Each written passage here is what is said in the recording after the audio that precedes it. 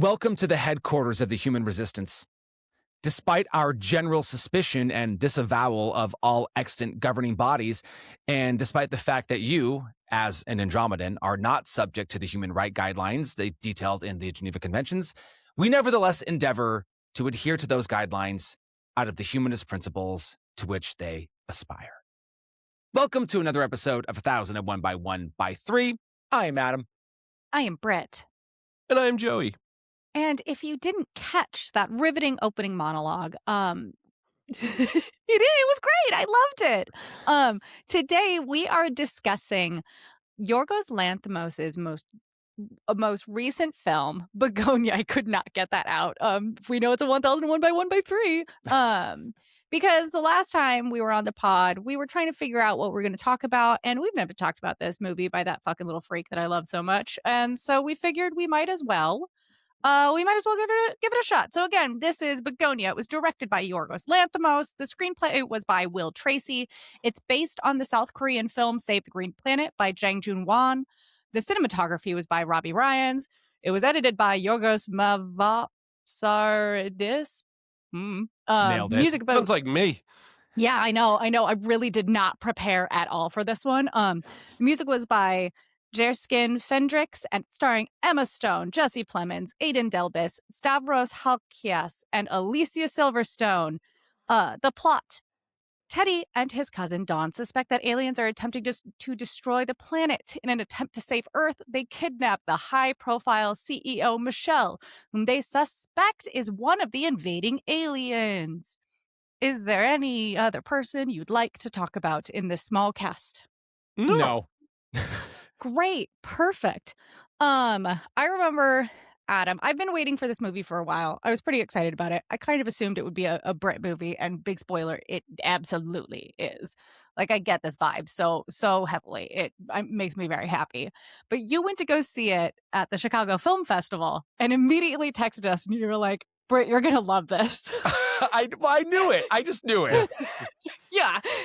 It's like so me that I'm always like, gosh, Yorgos, you really just get into my psyche. Thank you. Well, but like I think what I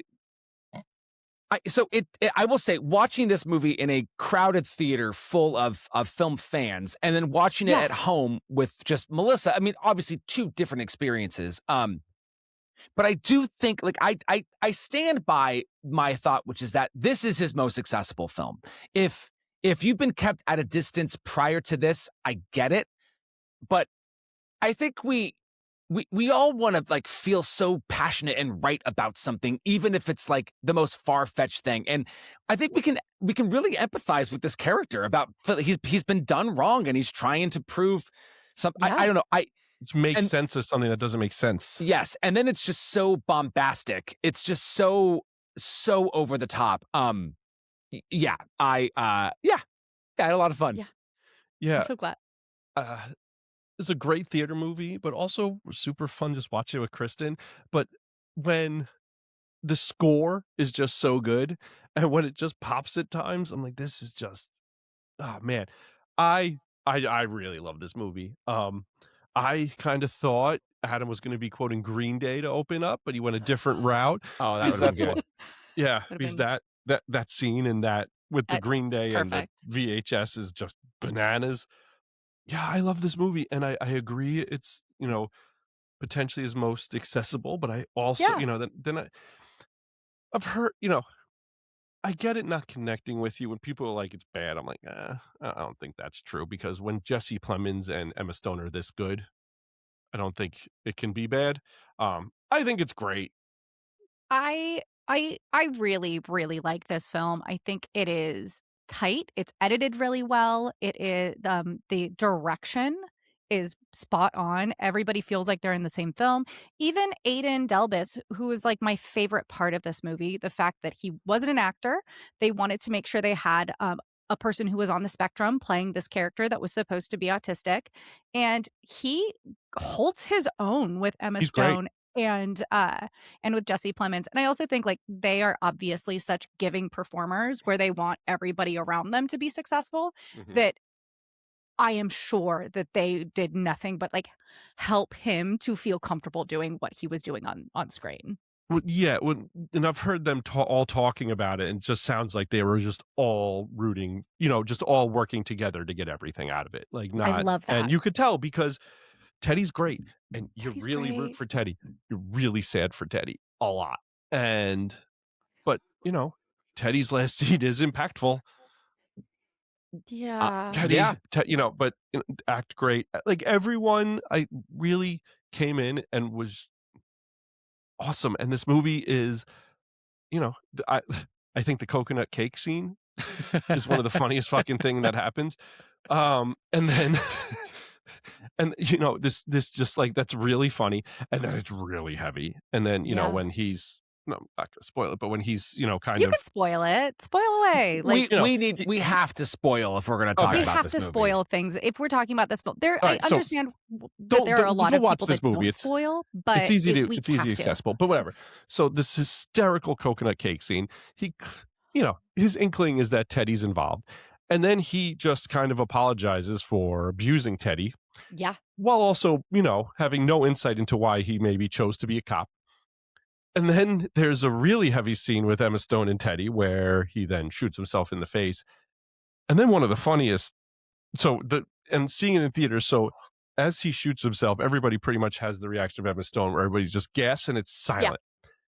And then when Teddy hits the cop with the top of the bee thing, the place erupted in laughter. Yeah. And you know what? It hit the same at home, which was awesome. But I will say, as funny as this movie is, and I think this is the movie I think moved up in my kind of rankings the second time around, it's a lot sadder because the funny things are also so much heavier and weighted more when they're not just like out of left field. So it's interesting that it's still funny, but less funny because it's so sad.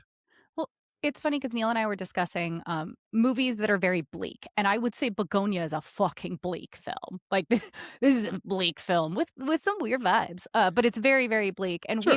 we've been watching a lot of movies, and some of them have no levity whatsoever in them, and they're supposed to be like these dystopian movies, and we're like, well, this has no interest to us now because there's nothing really to grasp onto. We're There's not no trying humanity, like people try to make comedy to kind of try to feel something through these sad times, right? Like when my grandma died, it was still very funny because we all just didn't say that we thought she had died, so we all were like looking at each other like, is she oh, she still thinks we can't say anything, and it was actually just like a comedy of errors, right? And this movie has so many moments of levity that the really really bleak moments, like when Don shoots himself, it really hits hard. I watched this with Neil, who didn't love the film, but also I don't think hated it, but he didn't love it. But that moment, he was sitting on the couch, I was in the kitchen because I was like grabbing a sandwich or something, and we both just looked at each other and his jaw was on the fucking floor. Like he did not anticipate it, and it was super impactful, and it earned it. The movie earned that moment. Yes. And I don't think that there are a lot of movies that just put shocking things in it and they don't earn them. And I think because Emma Stone, great reactions in this movie. One of her best reactions, I think, is when she finds out that they have chemically castrated themselves. Her reaction, like it pulls her out of the game. She's not the game, that's the wrong word, but the act she's playing to try to get herself out of the situation. It just completely just sideswipes her that she doesn't know how to react for it. And then for that last conversation with Teddy is, he loves his cousin, but he knows he's done. When I found out, before I'd watched this, when I saw that Emma Stone was being nominated for everything again, I kind of was like, okay, I love Emma Stone, but can't we give somebody else a shot? It was one of those things where I went, does she really need a nomination for this movie? And then I watched it and I went, yes, she does. She deserved this. She earned that nomination. And I think specifically when she's like ripping down the padded walls and she finds the bodies. Oh man. She finds the bodies and it just flips. Like the next time she sees Teddy and she comes down, she's like, how many of them were Andromedan? And you just see that's her face. You and just you just see it see and her you're like, face oh, at the bottom of the fuck. Like, stairs. Yeah. no, she 100% earned her nomination in this. Jesse Plemons deserves a nomination for this because he was the two of them had, like, there was such a fight for power every single time they were on screen. And I was like, I want to do that. Like. Well, and it's so, but what's so great about it too, in terms of the storytelling, is that, even when he comes back and she asks that question, I mean, if you were asked right then at that moment, okay, so what do you think? Is she an alien or is she not? I still think any answer is viable, right? Because, like, 100%. she has so much 100%. time with Teddy being out that she easily could have. I mean, she's a smart person. She easily could have just come up with this plan, like how many Right. were Andromedan, and like, ooh, because then when they go back to the office, she goes, oh, it's a calculator, and it's a 64-digit whatever, like, Right. 50. I think it's 54. Yeah. So, it's like, right. It's an you insane instantly amount. go back to, she is clearly making this shit up. Right. And so that's like, I think without wanting to tell you like both what happened in the movie, I said that Yorgos gets to have his cake and eat it too, because it's basically like Jesse Plemons gets to be wrong and then he gets to be right. And it's really kind of funny that he fucking explodes in that closet. And an unbelievable scene. Unbelievable scene. But then that is how she leaves. Like, and to me, that was great. That was great because it comes back and you get to play all of the beats throughout the entirety of the movie. Right. So neither of you have seen the original film, right? I have not. It's okay. This is one of this is an example of a movie that is a remake of something that was already very good. And just, it's not even that it's better, it's just different. And that's really great. And I would say, beat wise, it hits the same beats. So, like, because I'd seen Save the Green Planet before, I knew what was going to happen. I knew she was going to be an alien. But that didn't ruin it for me because it's more about the journey getting there than like the actual reveal. And so I would highly recommend going back and watching Save the Green Planet because it's so tonally different than this. So it film. is. Someone whose opinions I don't think much of. I saw a complaint about it that he didn't like it because it was the exact same thing and Yorgos changed nothing. Well, I would say story beat wise, it was not changed. Tonally, it's a totally different film. Right. Like, that's different. That's a change. That's making it your own. Yeah. All right. But also, that's why I don't trust this person. Girlfriend, like, in it. There's a girlfriend character. Like, and she's a trapeze artist or not even a trapeze artist. She, like, is in the circus. Like, and they have a bunch of stuff about that. Like, it's. Anyways, whatever. If you don't like it, that's fine. But it's very good, and I think you should watch it too. We didn't mention the fact that Teddy is tricked into putting antifreeze in his mom's. Oh, we didn't get. Oh my god, yeah, we haven't even gotten to that part yet. It's so great. And like it just like wanting something to be so true. Oh man, just and like it's the dinner table, it's the dinner scene. Yeah, and the honestly, dinner scene's and that scene that really, really sell it for Plemmons for me. I think he's just top notch. His devastated bike ride home. that has to be a part of it because one with the score just like blaring and him crying and right at you and just wearing the jumpsuit. I mean, that is part of that scene because it's all one. Also, can I just say, this is probably Alicia Silverstone's best role since she was in Clueless. Like, I loved her in the few like moments we see her in this as the mom. She's so good. Wasn't she also in Killing of a Sacred Deer? Yes, she was. She was the mom in that too. She's the mom. Well, she's just the fucked up mom in everything now. There's a really small thing here when you see a picture of Teddy as a kid with his mom, and she just looks so disinterested and sad, and it's it just informs everything and all the little touches. This movie's awesome. This movie's so great. And again, a worthwhile remake. I truly think I'd give it a shot. Like, if you don't like it, that's fine. But I think you'll probably find things in it that you'll enjoy, unless you're my mother who only likes Hallmark films. And it's like, that's fine, Teresa. You can skip this one. Yeah, but I don't think I'd accept. recommend this to my mom. She'd be Some like- people would. You never know. I have a question, Joey, because I know Adam's wife did not like this movie. My husband didn't really like it. He appreciated some of it, but did not like it very much. Did Kristen like it? You know, didn't dislike it. Oh, our poor spouses. I think appreciated pieces of it, but overall was just, what is this? Melissa was quick to say that she thought Jesse Plemons and Emma Stone were great. I mean, yes, no, very quick. Yeah. That's the only way it got that she finished it. They were so good. I mean, that's how Neil was too. We started it one day and then we were watching True Detective because I wanted to rewatch the first season, and he was like, I'm not into this, but he was like, hey, why don't we finish Bugonia? And I went, really? Okay. And we put it on, and he, he had a good time until the alien reveal, and he was very annoyed by the alien reveal, and he hated when they were actually the tonal shift to when they were actually on the spaceship. He thought that was terrible, and I was like, oh my god, I'm obsessed with this. I love everybody's hair. It's so beautiful. I love their hair suits. Oh yeah, that was great. Yes. Oh, I don't think I said we're doing our 3 favorite movies with wild tonal shifts in them. We'll see what happens.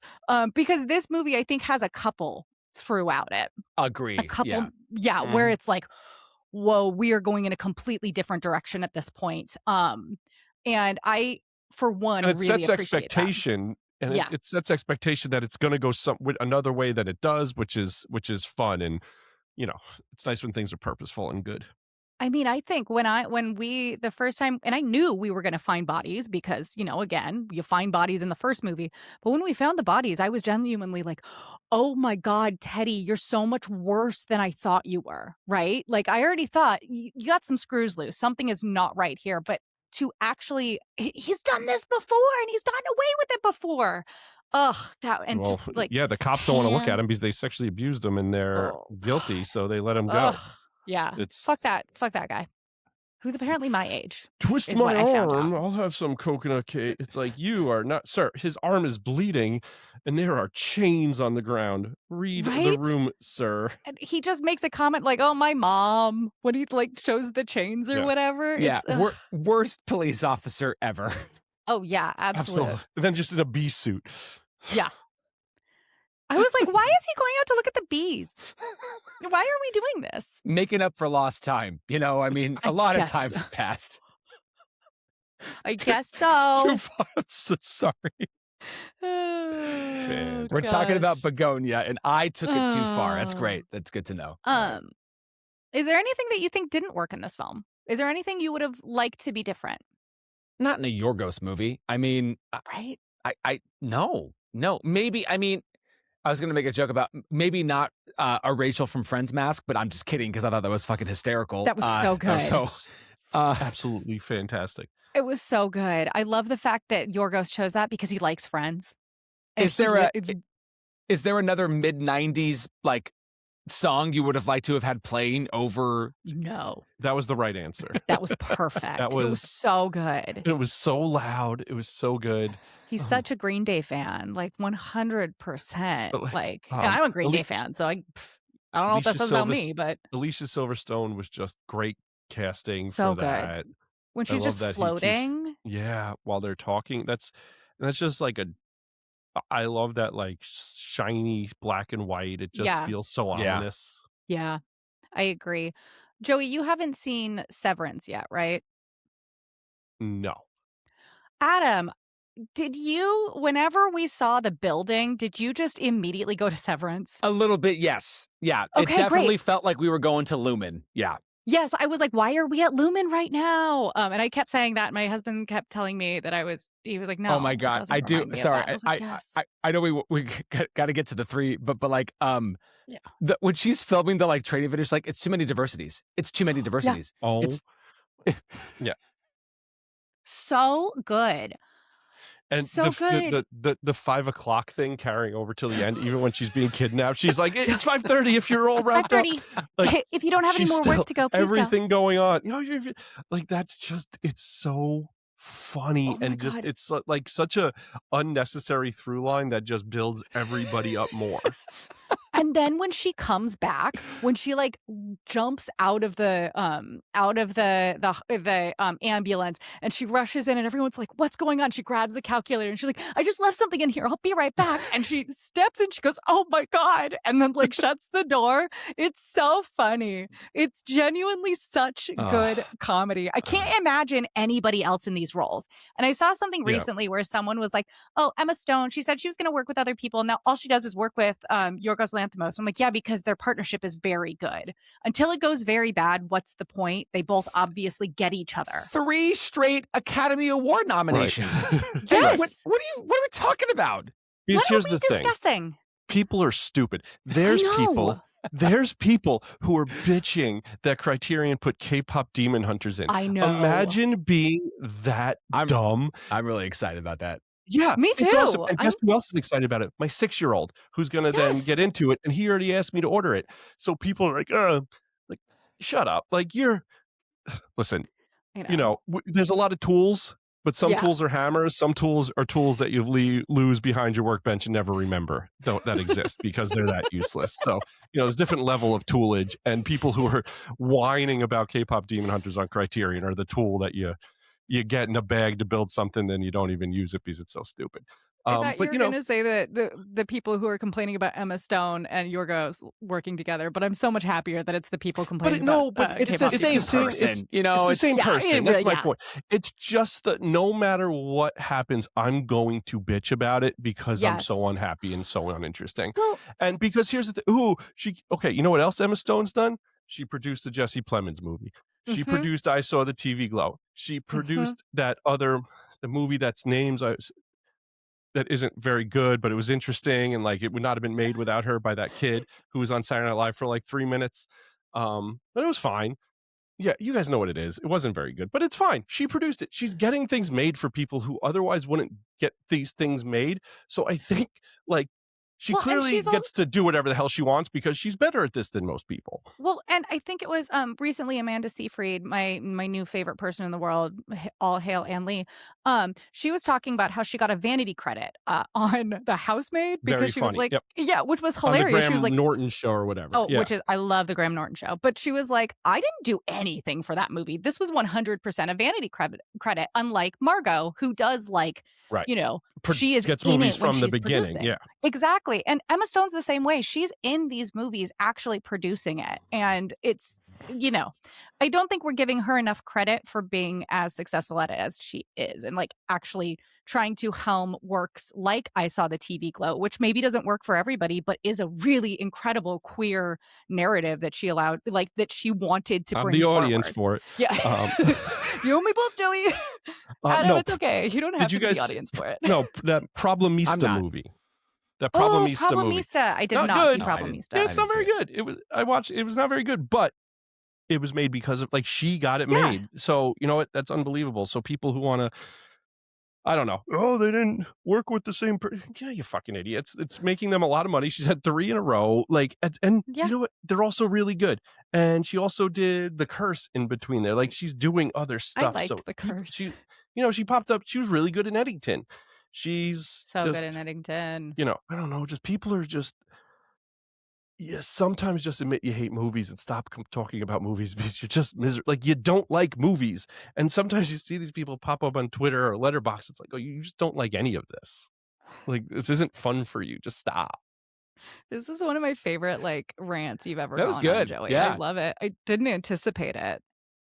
Because Emma Stone's awesome and super important in the movie world right now. And we should be, and because the same people who are bitching about this and these, because, are the same people who are also complaining that Timmy Chalamet is taking a very calculated path in his career with who he does. So, okay, so she's out here taking chances, you're bitching about it. He's out here being more calculated and, whatever, not more but very calculated, and you're bitching about that.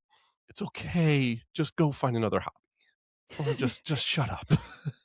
Go watch Love Island. It's fine. And unfortunately, social media is very Social much media is a proven cesspool. it's just proven that not everybody needs a voice about everything. Like sometimes you're allowed to be quiet. Sometimes you should be quiet. Most of the time, nobody wants your opinion. Yeah. Okay. Are we ready? And I'll tell you guys after who started my anger of this. Oh, great. I can't wait. I can't wait. Off mic combos. Okay. Are we ready? He definitely there's a good chance he listens. Off mic. Great. Yeah. So if he is, okay. Actually, you would know it is. We kind of had a conversation. Anyways, so we are going to talk about movies. We're each going to give you 3. Wow. Okay. Let me try that again. We are each going to give you 3 movies that we have that we think. I still can't do it, you guys. Still can't do it. I've had 1 beer. We are going to give you 3 movies that have some wild tonal shifts within them that we really enjoy. And I think that we all were kind of like decided on this, and then we're like, what the fuck are we doing? So who knows what's going to be on our lists. Who wants to go first? Joey, I'm going to let you go first. He's going to take the good one first. I know it. It feels like there's a lot of pressure here. It's okay. Is this going to be another Leviticus situation where I'm like, really hope none of you guys have any of my movies? And then you're like, what fucking movie are you talking about? or the one that he couldn't say, Holcomb? Holcomb. Yeah, no, that was definitely on my list. Yeah. Number 140 on my list is definitely Fear. All right, you know what? I have 4. I came up with a 4th as we were talking. I'm going to shut my eyes and pick one so that I'm not taking the best one. I'm going to go with Sorry to Bother You. Okay. Nice.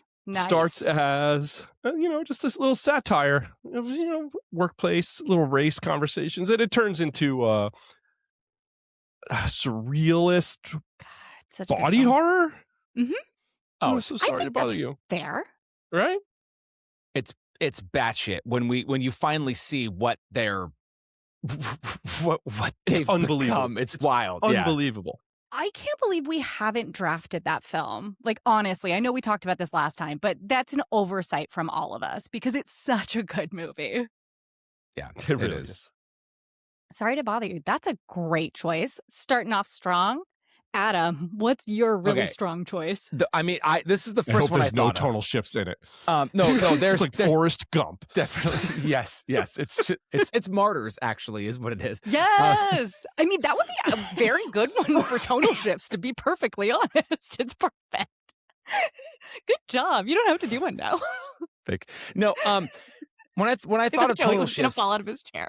I thought of one instantly, and I had to think a lot about the others. But I have to go with Barbarian. Okay. Yes, such a good one. Yeah, absolutely. The tonal shift, not only of when Justin Long's character comes into play, but the tonal shift of expecting the creepy Skarsgård. Skarsgård, yeah, creepy Skarsgård. Well, there's a sexy one and a creepy one, and they're both sexy and creepy at the same time. They are absolutely 100% One is are. more sexy and one is more creepy. And the more creepier one is anyway, because you expect it to be this like he's gonna kill her or something. And Barbarian rocks. Criterion, stop being cowards and just give it to us. Just give it to us, Absolutely. Criterion. But Jesus, come on, you cowards. This is K-pop Demon Hunter, yes. Barbarian, also yes. Get on it. Let's go. Yeah, this movie rocks. I don't know. The tonal shift of Justin Long's character and like everything he's going through, like with his work, and like when he finally comes into the plot, it's kind of crazy, but I love it. I love that. Barbarian. I love that. Absolutely. Good job. So I am looking at mine. I currently have 5. So I'm trying to decide what I want to do because ones that you guys not going to pick. You're like, I'm going to go with Ghibli Glue. It's from 1918. You guys have that? I don't want to step on your lists. Why don't I just cross Ghibli Goop right off? Jesus Christ. It's a Swedish film. Thank you very much. I know you guys have this on your list, so I don't want to take it, but Glue. Yeah. No, it's not that. So I'm gonna go with the Japanese film first. I have a couple Japanese ones on here. Big surprise. So this is from 2017, and it's called One Cut of the Dead. I have not seen this. It's so much fun. And I will say that this is a movie about a film crew shooting a zombie movie that gets overrun by zombies while shooting it. Yeah. I've wanted to watch this. Yes. Okay, you guys really do need to watch it. This was another one that I watched with Neil. And for the first, I would say, third of the film, he was like, "This is the fucking worst film I've ever seen." And then when the shift happens, that's what Neil thinks of all movies, so it's not really I know, he hates fair. everything, for reals. He hates everything. But when the shift happened, he then got mad in the same way he got mad at Bugonia, because he was like, now I feel stupid and I don't want to watch the rest of this movie. So if Neil hates it, it's probably really good. So I would say, like, just go watch it. It's a really fun time. It's also a very like funny cover, just the guy with the camera looking like shocked. It is. I will say it's just like a red background or blue background, right? It's just yellow, like I think. Yellow. I don't know. It's a primary color. That's all I know. But One Cut of the Dead. It's really fun. Go watch it. Even if you don't like a zombie film, because I actually don't like zombie films very much. You'll have a good time. So yeah, that's my first one. Nice. Joey, what's your second one? All right, I'm gonna go with the one I kind of thought about while we were here. Triangle of Sadness. Yes. Again, starts with a satire and ends up with Lord of the Flies. Spoilers, but yeah. Triangle of Sadness. I haven't revisited, but I do dig that movie. I had to go to I texted you both. I was responding to a production over the weekend, and it's about a 2.5 hour drive there and back. So they put you up and stuff. But I've been re-listening to the Oscar specials, and Kieran's pure and utter hatred of that movie is phenomenal. It's great. Like every year there's one he just like really despises, and it's always hysterical. Oh my God. Yeah. I really want to, I can't wait to listen to that episode so that I know what movie he vehemently hates this time. Wait, I might already know, because I might already be on the same side. We'll see. Yeah, that's a great one. I love that. I love that movie so much. I actually, no, that's a lie. I don't love that movie. I think it's good. I don't think I need to watch it again. I love 2/3 of it. Yes, I'm gonna be honest. The dining room scene is a hard sell for me. Like that's the point where I'm like, I can handle a lot.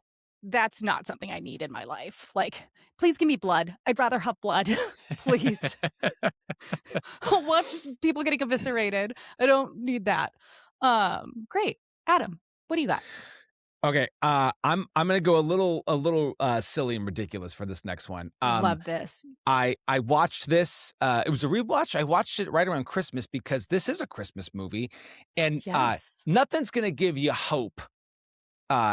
Nothing's gonna give you more hope than Rennie Harlan and Gina Davis in The Long Kiss Goodnight. Oh my God! Which starts off as this kind of mild-mannered family tale, but she can't really remember her past, but that's okay. But she's a fucking like CIA assassin, and they're trying to fucking kill her.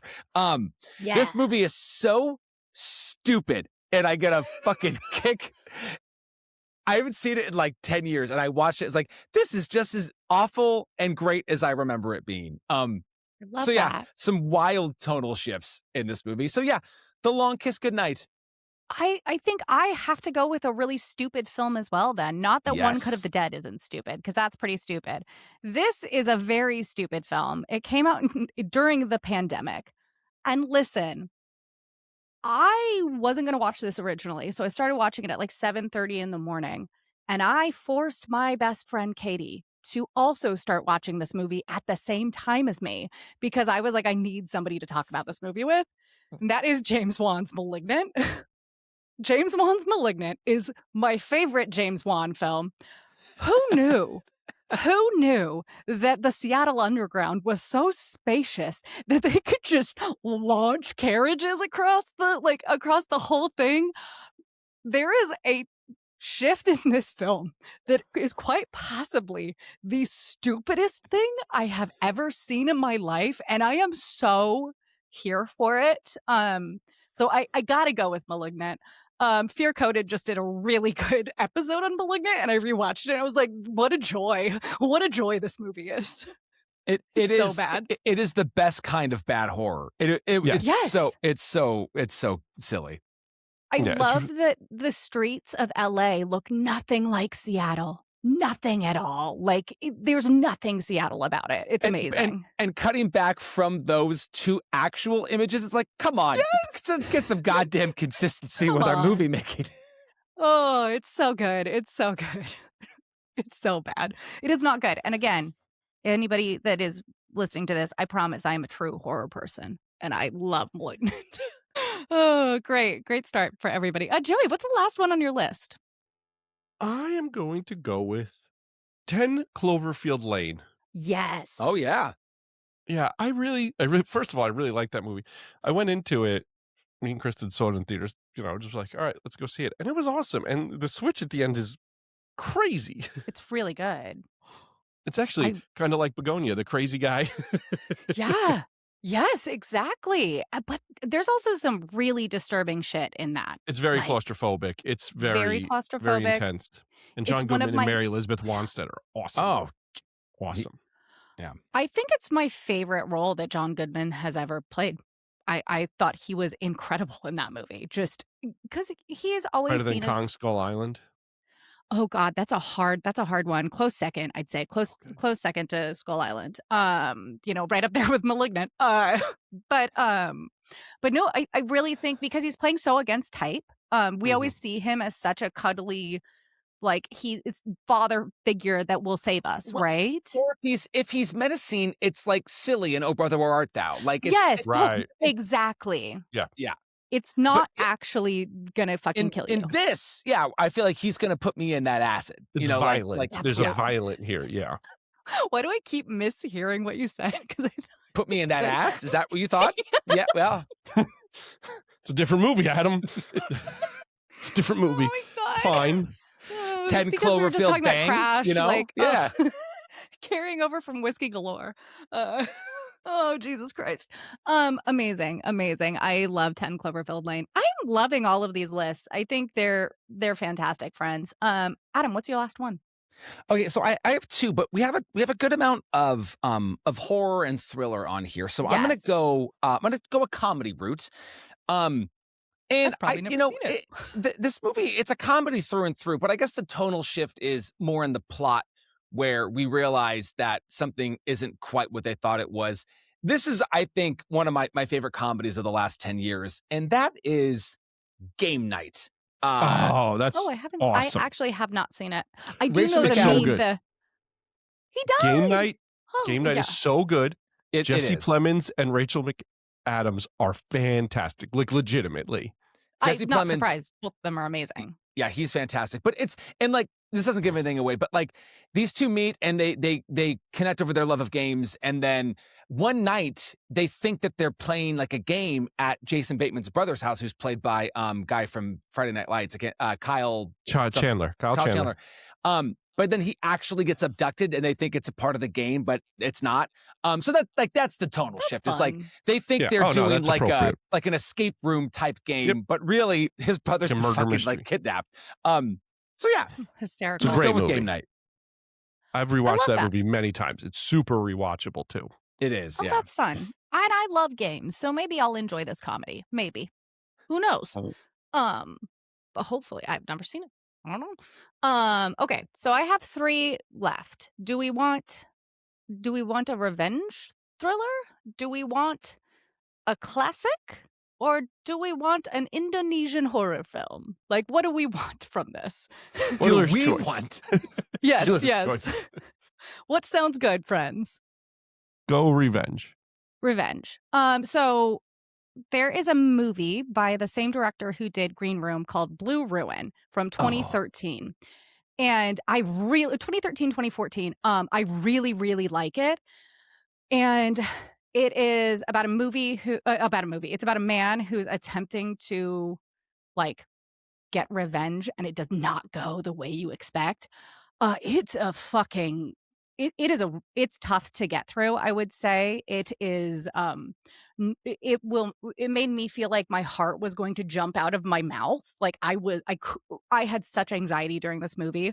But again, the tonal shifts are really good in it, and I really, really like Blue Ruin. And it's currently streaming on Tubi, so like it's very easily accessible. I highly recommend it, and I think I think Buzz everybody is in should watch it. It's so good. Yeah, so good. so good. I didn't hear what you said, Joey. What did you say? Buzz is in it from Home Alone. Yes, he is. Oh, yeah. I didn't know that. But He's he's the bigger dude who helps him out towards the end. Okay. Yeah. That's how I ended up watching it. It was a couple of years ago around Christmas, and I was like, looking around. I was like, what has he done? And I was like, oh, he has acted. And then I watched it. Yeah. I really like it. I went in totally blind on this one, and I was like, fuck me. Well, that's ruined my day. But yeah. So of course I really like it. And I think and I'm recommending it to you, friends. Please watch it. Let's go through our lists and just let people know what they were. Joey. Sorry to bother you. Triangle of Sadness and 10 Cloverfield Lane. Love it. Adam. I went with Barbarian, The Long Kiss Goodnight, and Game Night. Wonderful. And I went with One Cut of the Dead, Malignant, and Blue Ruin. All right, friends, we have not made any choices about what we're talking about next. So we're probably just not going to come up with it until like the day before. Sounds good. Yeah. So we'll see. It'll be a big surprise for everyone. Have a good time.